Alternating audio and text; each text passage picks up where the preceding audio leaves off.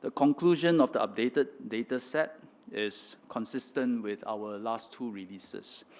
Number one, unvaccinated individuals are at far higher risk of falling severely ill or die, and this increases especially with age. Number two, the chances of unvaccinated COVID-19 patients needing ICU care or dying is many times that of the fully vaccinated.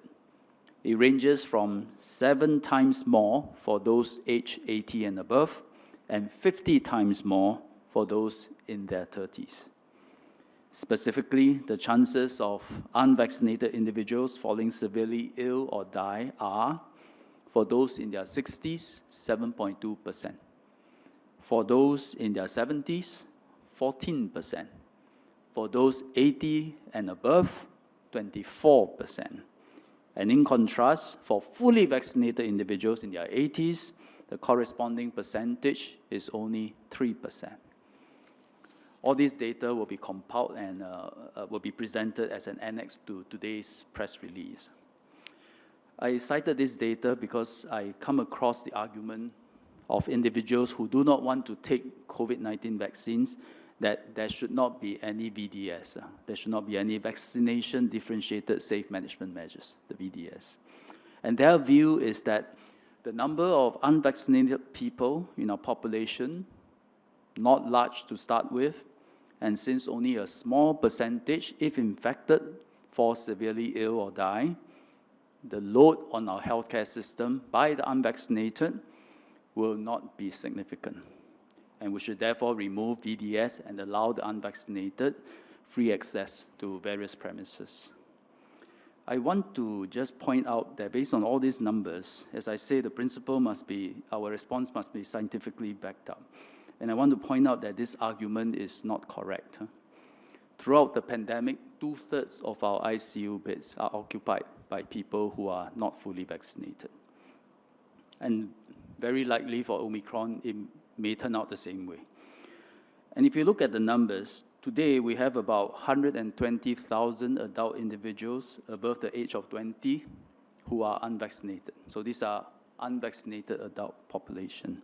And very few of them are due to medical ineligibility. Most are due to choice. Based on the incidence rate of severe illnesses and deaths that I just mentioned and presented, and the age profile of the current unvaccinated population, if all of them are infected with the Delta variant, we expect 5,800 of them to require ICU care or to die.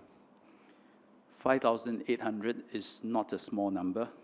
Remember, at the peak of Delta wave, our maximum ICU occupancy was 176, and this is 5,800. And 176 ICU beds occupied contributed to a severe strain on our healthcare system. Of course, in reality, not all unvaccinated persons will be infected, and for those who are, not all will be infected at the same time. However, even if, say, a quarter of the 5,800 ICU cases occur over a duration of 4, 6, 8 weeks, it will be a significant load on our healthcare system. A significant load enough to displace many patients suffering from acute complications of cancer or severe chronic diseases who may need urgent medical care. Enough load to consume a lot of costly COVID-19 therapeutics. Enough to degrade the overall quality of care of the healthcare system, which will ultimately affect everyone, especially those non-COVID patients who are critically ill. So, and all this can be avoided if unvaccinated individuals has chosen to take their jabs instead. Some may argue that my data and my analysis is based on Delta and Omicron is less severe. Indeed, from the experiences of other countries, we know that Omicron infections are much less severe for the vaccinated and boosted and for those who were infected and recovered. But we are not so sure that the same is true for individuals who are unvaccinated and COVID naive. We have not seen the full impact of the Omicron wave in Singapore, and now is not the right time to take a gamble to remove VDS on the hunch that Omicron may be less severe for the infected unvaccinated. We cannot gamble on the health of Singaporeans.